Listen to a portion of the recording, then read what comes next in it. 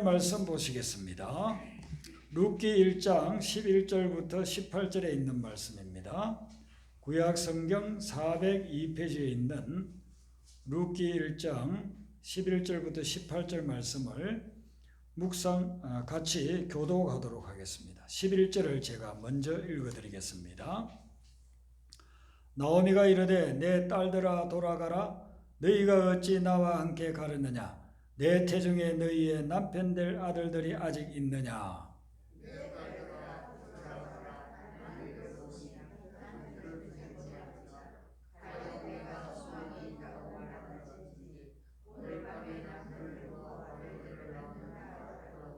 너희가 어찌 그들이 자라기를 기다리겠으며 어찌 남편 없이 지내겠다고 결심하겠느냐?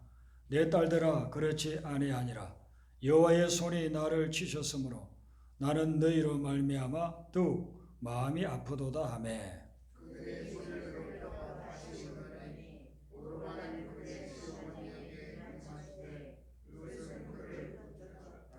나오미가 또 이르되 보라 내 동서는 그의 백성과 그의 신들에게로 돌아가나니 너도 너의 동서를 따라 돌아가라 하니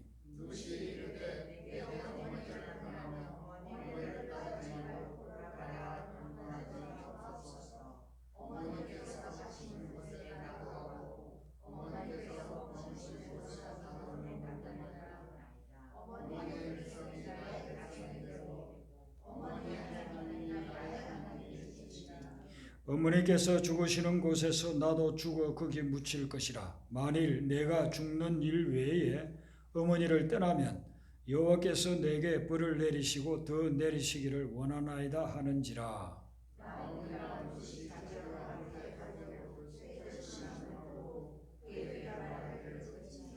아멘. 나오미는 흉년의 고향을 떠나서 양식이 있다고 하는 모압 땅에 와서 남편도 잃고 두 아들도 있고 나이는 들고 이제는 헐헐 단신이 되어서 다시 풍년이 들기 시작했다는 고향으로 돌아가려고 했습니다.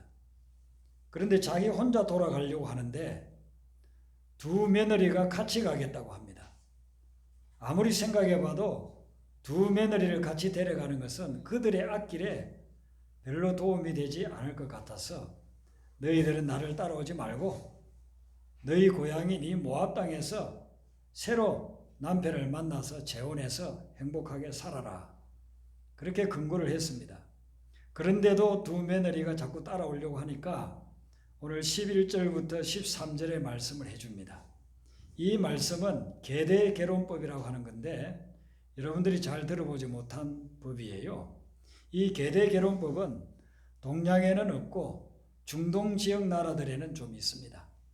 핵심은 어떤 거냐 하면 남편과 만나서 결혼을 해서 살다가 남편이 자녀가 없이 죽었을 경우 그 대를 잇기 위해서 남편의 형제 중에 한 사람하고 재혼을 하는 거예요. 그러면 그 사이에서 아이가 나올 때 그 아이가 그 가문을 대를 이어주는 거로 그런 규례를 성경에 이야기를 하고 있습니다. 신명기에 보면은 그 내용이 자세히 나와 있습니다. 이 계대개론법은 나중에 이제 룻이 결혼하게 되는 그런 과정에 다시 한번 나오기 때문에 그때 좀 더 자세히 제가 말씀을 드리도록 그렇게 하겠습니다. 이렇게 이야기를 하는 이유는 뭐냐면 나는 지금 너무나도 나이가 많고 재혼할 수도 없다. 시어머니 이야기예요. 그리고 재혼해가지고 아이가 태어난다고 한들 그가 자라서 결혼할 나이가 될 때까지 너희들이 어떻게 결혼하지 않고서 기다릴 수 있겠느냐. 그러니까 불가능한 일이니 나를 더 이상 따라오려고 하지 말고 이제는 너희들은 이 모압 땅에서 새로운 남자를 만나서 재혼해서 가정을 이루어라. 이렇게 금고하는 거죠. 이렇게 이야기했을 때에 오르바와 룻 이 두 며느리는 서로 다른 결단을 내립니다. 오르바는 시어머니 이야기해 준 대로 자기 친정집으로 돌아가기로 결단을 내려요. 그런데 룻은 시어머니가 그렇게 부탁을 하는데도 불구하고 저는 절대로 시어머니 떠날 수 없습니다. 저는 끝까지 시어머니를 따라가겠습니다. 라고서 그렇게 결단을 내리는 것입니다. 이렇게 룻이 결단을 내리는 데는 시어머니가 나이도 많고 홀로 지내면서 외롭고 쓸쓸하게 노년을 보낼 것을 생각해서 자기라도 옆에 있으면서 좀 섬기고 돌봐드리고 그렇게 하고 싶은 효심에서 나온 마음이고, 또 다른 한 가지는 10년 동안 나오미와 함께 살면서 나오미가 전해준 여호와 하나님에 대한 신앙이 있었어요. 그 믿음을 가지고 자기는 시어머니 따라가서 같이 믿음 생활하고자 하는 그런 마음이 있었기 때문에 이런 결단을 내린 것입니다. 그런데 이 두 사람의 결단은 어느 누가 잘했다 잘못했다 뭐 이렇게 이야기하기는 어려워요. 오르바의 결단도 상식적으로 보면 아주 합당한 거예요. 남편은 죽었고 시어머니 홀로 남아있는데 거기 따라갈 사람이 누가 있겠습니까? 그때나 지금이나. 자기는 이제 새로운 가정을 이루어야 그게 당연한 거죠. 그러니까 오르바의 결단이 잘못됐다고 할 수 없어요. 상식적으로 보면 아주 합당한 그런 결단이라고 볼 수 있어요. 중요한 것은 루스의 결단이에요. 루스의 결단은 상식을 초월한, 이거는 쉽게 할 수 없는 결단이에요. 굉장히 탁월한 결단으로 그렇게 나타나게 돼요. 그래서 이 성경 오늘 본문 이유로 보면은 오르바는 상식적인 결단, 누구나 이해할 수 있는 결단을 했지만 오늘 이 본문 이후에는 오르바의 이름은 한 번도 나타나지를 않는 것입니다. 신약 성경이 나올 때까지 오르바에 대한 언급은 한 번도 나타나지 않아요. 그러니까 상식적인 수준이니까 상식적으로 나타나지 않는 겁니다. 그런데 룻이 결단한 것에 대해서는 룻이 룻기에서도 수도 없이 그 이름이 나올 뿐만 아니라 그 후대에도 유대인들은 이 룻을 아주 존귀한 여인으로서 존중하는 그런 모델이 됐습니다. 뿐만 아니라 마태복음 1장에 예수님의 족보가 나오는데 그 족보 1장 5절에 보면은 예수님의 족보에 나오는 5명의 여인 중에 한 명으로 룻의 이름이 등장하는 겁니다. 수천 년이 지나고 난 후에도 룻은 유대인들의 마음속에 남아있었고 메시아의 족보에 올라올 정도로 그런 영적으로 보면 위대한 여인으로서 추앙받고 있다는 것입니다. 순간의 선택이 룻의 나머지 일생을 평생을 변화시킨 것뿐만 아니라 영혼을 변화시켰다, 이렇게 볼 수 있는 것입니다. 룻기 오늘 이 본문에 있는 14절까지를 1절부터 14절까지를 쭉 보시면 여기에 결단하는 순간순간들이 나와요. 처음에는 엘리멜렉이 자기 고향 베들레헴에 흉년이 들었으니까 먹을 것을 찾다가 모압 땅에 양식이 있다더라 그 소리를 듣고 고민합니다. 우리 조상 대대로 살아오던 믿음의 터전인 이 고향에 계속 머무를 거냐, 아니면 양식을 찾아서 이방 땅 모압 지역으로 갈 거냐 고민하는 거. 고민하다가 어떻게 결단을 내리느냐 하면 양식이 있는 곳으로 가자. 근데 그 결과는 어떻습니까? 그곳에 가서 살다가 자기도 죽고 자기 두 아들도 죽고 가문에 엄청난 풍파가 몰아쳐 왔던 그런 결과를 가져왔습니다. 그리고 두 아들, 아버지 따라서 어머니 따라서 가서 그 모압 땅에서 살면서 결혼을 해야 되는데 믿음의 자매를 만나서 결혼해야 될지 아니면 모압 땅에 있는 자매를 만나서 결혼해야 될지 고민하다가 그냥 모압 땅에 있는 하나님을 믿지 않는 두 여인을 만나서 두 아들이 결혼하는 것. 그 결과 역시 우리가 아는 대로 두 아들은 죽음으로써 그 가정이 파탄나고 만다 하는 것입니다. 그리고 나오미는 이제 고향의 흉년이 끝나고 풍년 들기 시작했다는 그 소식을 듣고 내가 10년 동안 살던 모압에서 여기 정이 들었으니까 여기에 계속 살지 아니면 고향으로 다시 돌아갈지 고민하다가 고향으로 돌아가자라고 결정을 내리는 것이죠. 그리고 오르바는 시어머니를 따라가면 자기 평생 갑으로서 지내야 된다는 그 생각에 이제 자기 고향 땅에서 새로운 남자를 만나기로 그렇게 결단 내립니다. 그리고 룻은 시어머니를 끝까지 따르겠다고 그렇게 결정을 내리는 것이죠. 모든 선택은 두 가지 가능성을 가지고 있는 겁니다. 어느 것을 선택하느냐에 따라서 우리의 미래는 달라질 수가 있습니다. 여러분들 중에서 지금 어떤 것을 선택해야 되는 것 때문에 고민하고 있는 분들이 있을 것입니다. 오늘 룻의 이 고민, 룻의 선택, 이 말씀을 들으면서 보면서 여러분들이 하나님 보시기에 탁월한 선택을 하게 되시기를 바랍니다. 제가 미국에서 유학을 마치고 한국에 와서 개척하기 위해서 개척 준비를 하면서 기도원에 일주일 갔습니다. 저희 집사람하고. 그래서 저는 목회자들이 머무르는 숙소에 있고 저희 집사람은 성전에서 여성분들이 머무르는 그런 숙소에서 기도했어요. 그래서 기도를 하고 있기 때문에 서로 숙소가 다르니까 집회 때 외에는 잘 못 봐요. 집회 때도 거기 사람들이 많이 모이니까 제가 이쪽에 앉아 있으면 저희 집사람 저쪽에 있으면 못 보고 그렇게 며칠을 지냈는데 하루는 저희 집사람이 저를 찾아왔더라니까. 목회자들 머무는 숙소에. 그래서 왜 급한 일이 있느냐고 물으니까 어저께 거기 기도 동산에서 기도를 하고 있는데 밖에 그 뭐 무덤도 있고 한 곳이 기도하고 있는데 어떤 남자분이 가까이 와서 인사를 하더라는 거예요.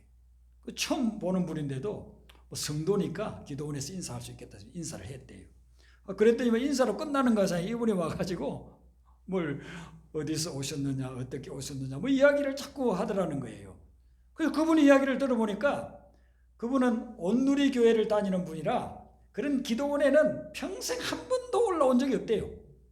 안수 집사 직분을 받기까지는 뭐 한 20, 30년은 최소한 신앙생활을 했을 거 아닙니까? 그런데 한 번도 그런 기도원에 온 적이 없는데 자기가 사업을 하는 게 그 자동차 관련된 사업을 하고 있고 그리고 신문사도 그 다른 좀 신문사 하나를 운영하고 있고 그런데 이번에 어떤 분으로부터 제안을 받았는데요. 청와대하고 관련된 새로운 사업을 하게 되는데 이걸 할 거냐 말 거냐를 놓고 너무 고민이 되어서 생전 처음으로 기도원에 올라왔다는 것입니다. 그리고 이야기를 들어보니까 청와대와 관련된 일이기 때문에 이 일을 하면 쉽게 말하면 떼돈을 벌 수 있다는 것입니다. 그런데 문제는 그걸 좀 사람들을 속여야 된다는 거예요. 좀 불이한 것도 슬쩍슬쩍 넘어가야 그 사업이 된다는 것입니다. 그래서 예수님을 믿는 입장에서 하나님이 공의의 하나님인데 내가 돈 벌려고 좀 속이고 해야 되느냐 아니면은 뭐 속이지 않기 위해서 이 사업을 그만둬야 될 거냐 이걸 가지고 고민이 돼서 왔다는 것입니다. 쭉 이야기를 듣고 저희 집사람이 처음 만난 사람이지만은 집사님 그 일은 하면 안 됩니다. 하나님이 기뻐하는 일이 아닙니다. 그 이야기를 해줬대요. 그랬더니 그분 하시는 말씀이 사모님 저는 응답받았습니다. 원래 사흘 여기서 기도하려고 왔는데 그냥 내려가겠습니다. 올라오자마자 사모님 만나가지고 이야기 들었는데 생전 처음 보는 사람에게 이렇게 직언을 해줄 경우가 어디에 있겠습니까? 저는 하나님의 음성으로 듣고 내려가겠습니다. 그리고 내려갔다는 거예요. 그래요 집사님 잘 결정했습니다. 하나님 뜻대로 하시면 하나님이 또 다른 부분에서 크게 축복해 주실 것입니다. 그래서 헤어졌어요. 그런데 오늘 그 양반이 왔다는 거예요 다시. 그래서 왜 오셨습니까? 그래 물었더니 어제 이야기 들어보니까 미국에서 7년 동안 유학생활 하다가 여기 와서 이제 아무것도 없이 개척을 하는데 차가 필요했을 것 같아서 제가 자동차 수리하는 그런 사업을 하기 때문에 이 주인 없이 있는 차가 있습니다. 그래서 그걸 제가 하나 가지고 올라왔습니다. 그래 앞으로 교회 개척하는데 사용하세요. 그렇게. 그래서 저희들이 갈 때는 버스 타고 갔다가 내려올 때는 차 몰고서 내려왔잖아요. 하나님이 그렇게 역사했잖아요. 그분은 자기 삶에 있어서 그 사업을 하느냐 안 하느냐 그 사업을 하느냐 안 하느냐가 자기 일생 동안 쌓아놨던 걸 더 상승시킬 수 있느냐 아니면 무너뜨릴 수 있느냐 그런 기로에 놓여 있는 거예요. 그래도 다행히 그분이 하나님의 뜻을 찾기 위해서 기도원에 올라왔기 때문에 하나님의 뜻을 깨닫게 되었고 그리고서는 그 사업을 하지 않고 자기가 하던 그 사업만을 하게 됐다는 것입니다. 이분이 그 결정이 너무너무 감사하고 잘 되어졌기 때문에 몇 개월 후에 준비를 해가지고 1999년 1월 17일 날 개척 예배를 드릴 때에 이분이 저희들 개척 예배 드리는데 참석을 했어요. 그리고 저를 손을 잡고 저희 집사람 손을 잡고 고맙습니다. 그때 그런 선택을 할 수 있도록 조언해 주셔서 감사하다고 그 말을 남기고 갔어요. 물론 저희 교회는 나오지 않고 온누리교회 뭐 지금도 온누리교회를 다니겠죠. 우리가 인생을 살아가면서 어떤 것을 결단하는 이 문제에 있어서 우리는 작은 것에 또 지금 편한 거, 유익이 될 만한 거 거기에 끌릴 때가 많아요. 그런 쪽으로 가서 결단을 내리게 되면요 잘못된 결단을 내릴 수가 있다는 것입니다. 어떻게 하면은 루카 같은 이런 현명한 결단, 탁월한 결단을 내려서 인생에 평생에 영원히 하나님께 인정받고 칭찬받는 그런 삶을 살 수 있을까?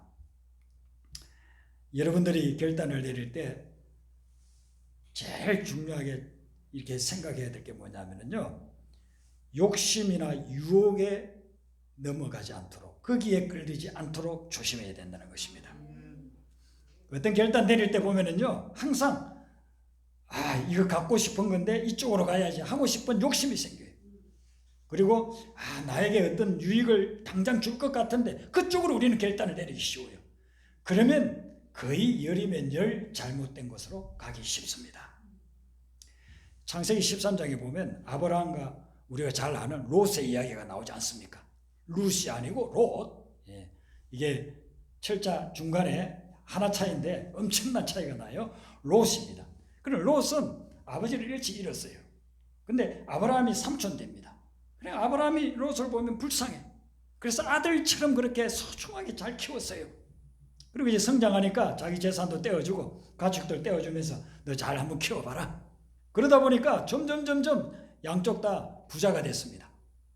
그래서 아브라함이 키우는 가축과 또 그 목자들도 많아지고 롯이 키우는 가축과 목자들도 많아지고, 그런데 한 곳에서 지내다 보니까 어느 날 목자들끼리 서로 싸운 거예요. 아브라함의 목자하고 롯의 목자하고 서로 좋은 풀 먹이려고, 서로 좋은 물 마시게 하려고 그렇게 막 싸우고 있는 겁니다.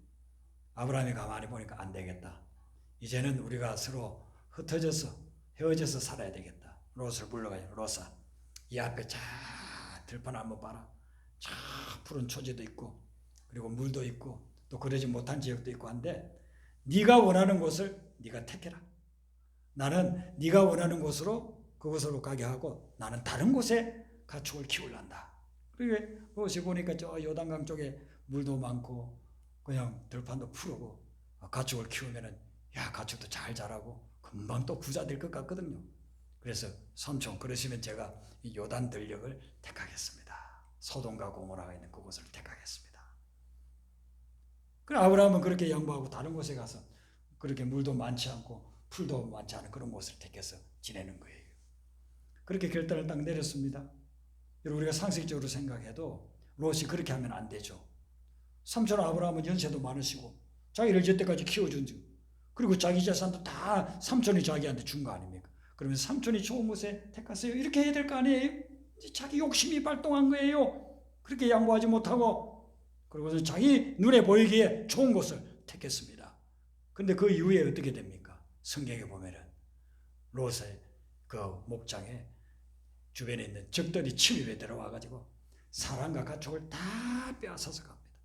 그 소리 듣고 아브라함이 자기가 키운 사병들을 데리고 가서 그걸 다 빼앗아 와가지고 롯을 다시 살려주잖아요. 그래도 롯이 정신을 못 차려요. 소돔과 고모라에 계속해서 살다가 그곳에 엄청난 죄악을 저지르고 하나님 앞에 범죄함으로 인해서 유황불이 내려서 다 멸망당해버려요. 자기 목숨만 개우 딸 둘 데리고서 살아남지 않습니까? 어떤 선택을 했느냐가 엄청난 결과가 나타났다는 것입니다. 여러분 우리가 부산으로 간다 강주로 간다 해가지고 처음에 톨게이트 빠져나가가지고 이제 인터체인지 가게 되면은요 잠깐 몇 미터 사이에 오른쪽으로 가냐 왼쪽으로 사냐 그 선택인데 시간이 점점 지나면 한쪽은 저기 강주로 가 있고 한쪽은 저기 부산으로 가 있고. 근데 인생도 마찬가지예요. 어떻게 결정하느냐에 따라 달라지는 거예요. 그런데 대부분의 사람들이 당장 앞에 보이고 당장 나에게 유익이 되고 당장 내가 편리할 그쪽으로 선택을 한다는 거죠. 멀리 내다보지를 못하고 그렇게 한다는 것입니다. 어릴 때는 요즘처럼 그런 거 간식이 많지 않으니까 동네에 엿장사가 들어오면요 동네 아이들이 다 옆판에 둘러 몰려 있지 않습니까? 돈이 있으면 사 먹을 텐데 돈이 있습니까? 가난한 시골에. 그러니까 새부치도 집에 있는 거 가져오고 빈병도 가져오면 조금씩 엿을 쪼개서 주지 않습니까? 근데 한 아이는 자기 집에 가보니까 엿바꿔 먹을 고물이 하나도 없어. 그러니까 부엌에 들어가가지고 솥단지를 들고 와가지고 바꿔 먹은 거예요. 솥단지를 가져가니까 그냥 엿장사가 엿을 가서 한 움큼 주잖아요. 자기도 실컷 먹고 친구들도 나눠주고. 그날 저녁에 난리가 나는 거예요. 엄마가 밥 안 채우려고 보니까 솥단지가 없네. 어느 놈이 갖다 없앴냐? 알아보니까 이제 엿박아 먹은 거예요. 실컷 터지고 그날 저녁에 가족들은 다 자동 금식하고 밥도 못 해먹고. 그런데 우리가 인생을 살아갈 때 솥단지하고 엿을 바꿔먹는 그런 선택을 할 때가 너무나 많다는 것입니다. 솥단지하고 엿하고 어떻게 비교가 되면 수십 배의 그런 가치가 있는 거예요. 인생을 살아나가면서 당장 보이는 당장 달콤하게 할 줄 그것을 선택해 버린다는 것이죠. 그리고서 시간이 지나면요 땅을 치며 후회할 그런 인생들이 얼마나 많은지 몰라요. 저는 제가 목회한 지역 가운데서 이 능곡 지역이 가장 못 사는 지역이에요. 처음에 제가 사역한 곳은 강남이었습니다. 그 다음에 사역한 곳은 미국 이민 사회였습니다. 그 다음에 일산이었고, 이번에 이제 여기서 사역을 하는데 너무너무 가난한 사람들이 많아요. 새벽 기도를 오려고 4시 반 정도 나오면은요 80이 넘은 할머니가 그 리어카를 이렇게 끌고서 가요. 뭘 하시나 가만히 보니까 폐지를 줍는 겁니다. 종이 박스 이런 걸 주워가지고. 그래서 제가 한 번은 여쭤봤어요. 할머니 이렇게 폐지 하루 종일 주워서 돈 얼마 벌어요? 하니까 그 당시 몇 년 전에 4,000원 벌어요. 4,000원 벌기 위해서 그렇게 폐지를 줍고 있어요. 너무나도 가난한 분들이 여기 참 많아요. 제가 보니까 다른 데서는 좀 잘 살고 하다가 이렇게 실패하고 쓰러지고 망하고 한 분들이 능곡으로 다 몰려드는 것 같아요. 그래서 저는 하나님께 감사해요.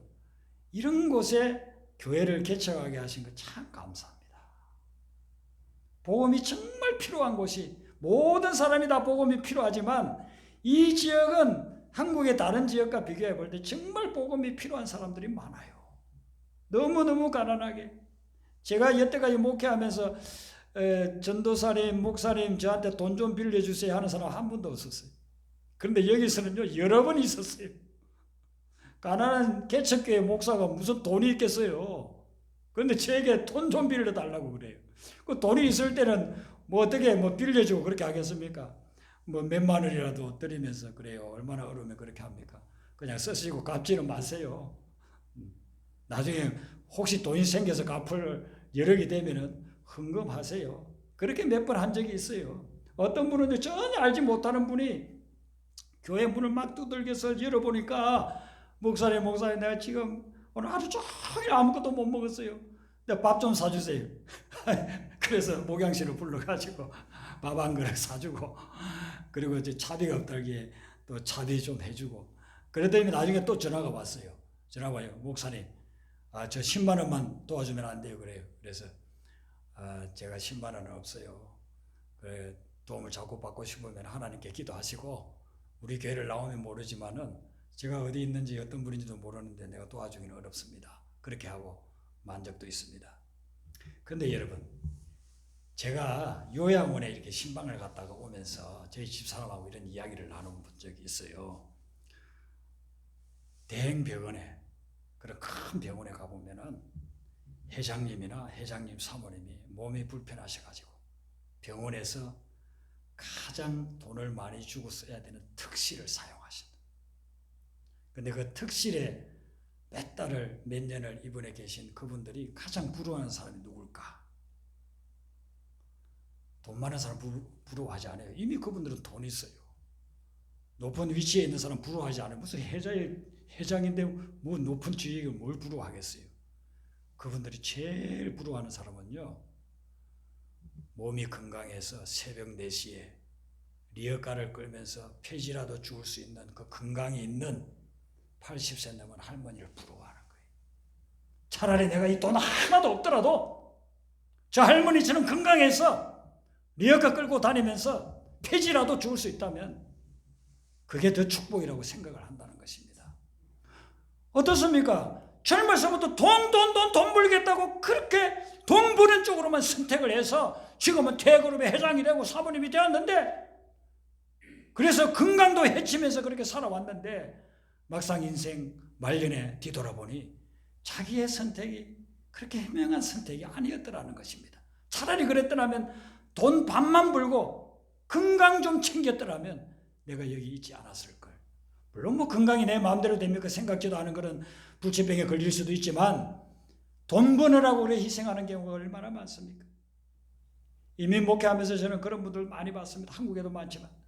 이민 와가지고요, 한국하고 연결해서 무역업을 하는데 어떤 여집사님이 비행기를 일주일에 한 번씩 한국을 타고 왔다 갔다 합니다. 그리고 가서 한국에서 물건을 사와가지고 미국의 한인사회에 파는 겁니다. 잠을 제대로 잘 수가 없어요. 비행기가 뜨면 그러면 바닥에 신문지 깔아놓고 거기서 자고. 그렇게 해서 십몇 년을 했어요. 애들이 중학교 고등학교인데 어느 날 갑자기 건강에 이상이 왔습니다. 가보니까 몇 달 못 삽니다 하고. 애들 중고등학교 다니는 아이들 둘을 놓고서는 세상을 떠났어요. 주변에 있는 분들 모든 분들 이야기를 해요. 저분이 얼마나 살아보겠다고 고생하고 저렇게 잠도 못 자고 고생하다가 저런 중병이 걸렸다 그런 거죠. 열심히 사는 거는 좋은데 내가 정말 건강한 삶, 복된 삶을 살려고 하면 어느 것을 택해야 될까? 선택, 이 선택을 오늘 룻은 우리에게 메시지로 전해주고 있는 것입니다. 어떤 선택을 하느냐에 따라서 우리 인생이 달라진다는 것이기 때문에 우리 믿는 사람들이 어떤 것을 선택할 때는 어떤 당장의 유익이나 편안함이 아니라 하나님의 뜻이 무엇인가를 두고 선택을 해야 되는 것입니다. 하나님이 나에게 주신 사명이 무엇인가 그것을 가지고 선택을 해야 되는 것입니다. 좀 더 우리가 쉽게 이야기하면 하나님의 마음은 무엇일까? 이걸 늘 생각하면서 선택을 해야 된다는 것입니다. 구약 성경을 쭉 보면 하나님의 마음이 나와요. 구약 성경에서 하나님은 어떤 사람에 대해서 굉장한 관심을 가지느냐 하면은 고아와 가부와 나그네 된 자, 이 사람들에게 엄청난 관심을 가져요. 모세오경을 특별히 읽어보세요. 창세기, 출애굽기, 레위기, 민수기, 신명기를 보면은 하나님이 계속해서 고아와 가부와 나그네들에게 엄청난 관심을 가지고 있어요. 약자들이고 가진 것 없고 가난하고 외롭고 쓸쓸하고 고독한 이 사람들에게 관심을 가지고 하나님이 그들의 아버지라고 그렇게 이야기를 해줍니다. 그리고 이스라엘 공동체에도 이야기합니다. 너희들은 약속의 땅에 들어가면 반드시 기억해라. 고아와 가부와 가난한 자들에게 절대로 박대하지 말고 그들을 사랑으로 돌보고 그들을 보살피라. 아주 심각한 말까지 해요. 성경에 보면 너희들이 만약에 나그네를 무시하면 네 인생도 나그네가 되게끔 만들 거다. 네가 만약에 고아를 무시하면 네 자녀들은 고아가 될 거다. 네가 가부를 무시하면 네 아내는 가부가 돼. 아내가 가부가 되면 내가 죽는 거예요. 하나님 그렇게 심각할 정도로 이야기를 하면서 고아와 가부와 나그네 된 자를 돌보라고 그렇게 이야기를 합니다. 룻이 10년 동안 나오미와 함께 살면서 이 신앙, 이 믿음을 배운 거예요. 그리고 하나님의 관심이 어디 있는지, 하나님의 사랑이 어디 있는지를 그가 깨달은 거예요. 지금 당장 멀리 있는 사람에는 자기와 10년 동안 같이 살았던 시어머니가 혼자 고향으로 돌아간다고 했으니 연세도 많으신 시어머니 혼자서 어떻게 살 수 있을까? 나라도 도와야지. 룻은 자기도 지금 가부가 되어 있잖아요. 청산가부가 됐잖아요. 옛말에. 이 청산가부가 되어서 가부가 되어 보니까 가부의 심정을 이해를 하는 거예요. 난 아직도 젊어도 이런데 연세 드신 우리 시어머니는 어떻게 혼자 살아갈 수 있을까? 나라도 옆에서 도와드리고 돌봐드려야지. 하나님의 마음을 안 거예요. 그래서 하나님의 마음이 가는 쪽으로 결단을 내린 거예요. 절대로 어머니를 저는 떠나지 않습니다. 그리고 성경에서 가장 아름다운 고백 중에 하나인 16절, 17절이 나옵니다. 우리 이 부분을 한 번 더 같이 읽겠습니다. 조금 길기는 하지만 16절, 17절 같이 읽습니다. 시작. 룻이 이르되 내게 어머니를 떠나며 어머니를 따르지 말고 돌아가라 강권하지 마옵소서. 어머니께서 가시는 곳에 나도 가고 어머니께서 머무르시는 곳에서 나도 머무르겠나이다. 어머니의 백성이 나의 백성이 되고 어머니의 하나님이 나의 하나님이 되시리니 어머니께서 죽으시는 곳에서 나도 죽어 거기 묻힐 것이라. 만일 내가 죽는 일 외에 어머니를 떠나면 여호와께서 내게 불을 내리시고 더 내리시기를 원하나이다 하는지라. 아멘. 여기에 보면은요, 룻이 결심한 것이 6가지가 나와요. 6가지. 제가 한번 짚어드리겠습니다. 룻이 어떤 것을 결심하느냐 하면요, 16절 중간에 보면 어머니께서 가시는 곳에 나도 가고, 이런 목적지가 같다는 것입니다. 목적지가 같다. 두 번째, 어머니께서 머무르시는 곳에 나도 머무르겠다. 거주지가 같다는 것입니다. 거주지가 같다는 것입니다. 그리고 어머니의 백성이 나의 백성이 되고 민족이 같다는 거예요. 민족이 같다. 우리로 치면 같은 성도가 되겠다는 것입니다. 네 번째는 어머니의 하나님이 나의 하나님이 되시라. 신앙이 같다는 거예요. 신앙. 그 다음에 17절에 가면 어머니께서 죽으시는 곳에서 나도 죽는다. 죽는 순간까지 죽음도 같은 죽음. 그리고 묻히는 곳, 무덤도 같이 묻힌다는 것입니다. 여러분, 동행이라고 하는 것이 바로 이런 것입니다. 이런 것이 동행입니다. 목적지, 거주지, 민족, 믿음, 죽음의 순간까지 같이 가는 것. 이게 동행인 것입니다. 우리가 예수님과 동행할 때 이런 각오로 동행해야 하는 것입니다. 예수님과 동행하는 것은 내가 원하는 대로 되어지고 좋은 일들만 일어나고 내가 생각했던 일들만 아름답게 일어날 때 그때만 주님 감사합니다. 저와 함께 해주시니 감사합니다. 저도 주님과 함께 하겠습니다가 아니라 주님이 가는 곳에 가고 주님이 관심이 있는 곳에 내가 관심을 가지고 주님이 죽는 곳에 나도 죽는 거예요. 그게 동행인 것이에요. 동행. 우리가 누군가를 사랑한다고 한다면 바로 이런 각오로 해야 그게 진짜 사랑이라는 것입니다. 좋을 때만 I love you, you love me 이게 아니라 안 좋을 때 원하는 대로 되지 않을 때 그때 이런 각오를 가지고 같이 사는 것, 같이 가는 것, 이게 바로 진정한 사랑이라고 볼 수가 있는 것이죠. 여러분, 함께 간다는 것은 절대로 쉬운 일이 아니에요. 특별히 고난당하고 어려움에 처해 있는 사람과 함께 한다는 것은 절대로 쉬운 일이 아닙니다. 우리 삶에는 변수가 너무너무 많아요. 우리가 100년, 200년 살지 않아도 지금까지 몇십 년 살아온 가정도 그렇게 가더라 한번 보세요. 삶의 변수가 얼마나 많습니까? 내 생각한 대로 계획한 대로 안 되는 경우가 얼마나 많습니까? 이런 변수가 많은데 좋을 때는 세상 끝날까지 단둘이 가자든 유행가 가사에 세상 끝날까지 단둘이 가자든 그 하얀 꿈은 사라지고 사람들이 얼마나 좋을 때는 그러니까 나 당신하고 끝까지 살 거야. 끝까지 갈 거야.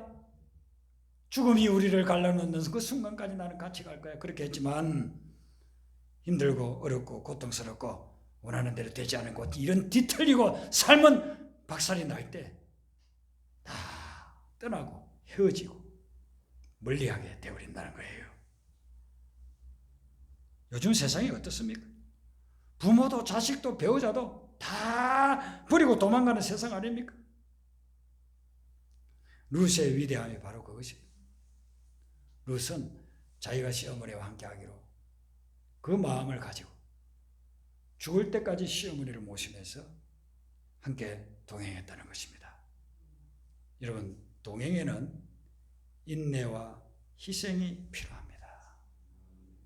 아무리 내가 동행하고 싶어도 인내하고 희생하지 않으면 절대로 동행할 수 없습니다. 좋을 때는 인내도 필요 없고 희생도 필요 없어요. 모든 여건이 좋을 때는. 그러나 어려움에 부딪히고 고난을 당할 때는요, 인내하고 희생하지 않고서는 절대로 동행할 수가 없는 거예요. 예수님의 제자들은 예수님의 은혜로운 말씀을 증거하고 기적을 일으키고 병자들을 갖다가 치유하고 오병이어의 역사를 일으킬 때는요, 주님, 주님과 늘 함께 하겠습니다. 주님이 우리의 왕이 되어 주십시오. 주님이 가는 곳이면 어디든지 가겠습니다. 그런 고백은 누구든지 할 수 있죠. 예수님 십자가를 진다고 하니까 어떻게 합니까? 다 도망가버리고 다 부인해버리고 예수님이 다 팔아버리고. 룻의 위대한 점이 그겁니다. 하나님의 마음, 하나님의 관심을 읽고 그리고 고난당하는 자, 역경에 있는 자와 끝까지 동행했다는 것입니다. 미국의 장애올림픽 이게 장애인들 올림픽이 일어났을 때 일어난 일인데요. 100m 달리기를 하는데 다 몸도 불편하고 정신적으로도 연약한 그런 사람들 아닙니까? 9명이 출발선에 섰어요. 출발 신호 탁 울리자 막 달리기 시작합니다. 불편한 몸으로. 그러다가 한 선수가 다른 선수 발에 걸려가지고 넘어졌습니다. 4년 동안 준비해서 자기 몸도 불편하니까 얼마나 거기에 대한 더 열정이 강했겠습니까? 쓰러져서 이제 다 같이 달릴 수 없으니까 거기서 엉엉 울고 있는 겁니다. 근데 나머지 8명 선수는 빨리 달려서 1등을 하려고 하는 것이 아니라 그 우는 소리를 듣자마자 8명이 다시 뒤로 돌아와가지고 그 쓰러져 있는 선수에게 발을 만져주고 또 발에 뽀뽀를 해주면서 이렇게 해주면 더 나을 거야. 이제 일어나봐. 그러고서는요, 다 같이 일어나서 함께 팔짱을 끼고 9명이 누가 빨리 가려고 하지도 않고 팔짱을 끼고 결승점을 향해서 걸어서 갔다는 것입니다. 이걸 보는 순간 관중들이 전부 다 기립해서 10분 동안이나 박수를 쳤다는 것입니다. 놀라운 일이 아닙니까? 우리 믿음의 사람들은 이런 자세가 동행이라는 말 속에 들어있음을 늘 깨달아야 합니다. 그래서 우리는 주님과도 동행하고 주님의 마음과 주님의 관심이 가는 고난당하고 역경에 있는 사람들에게 함께 할 수 있는 그런 믿음을 가져야 될 줄로 믿습니다. 우리 아까 불렀던 찬송 406장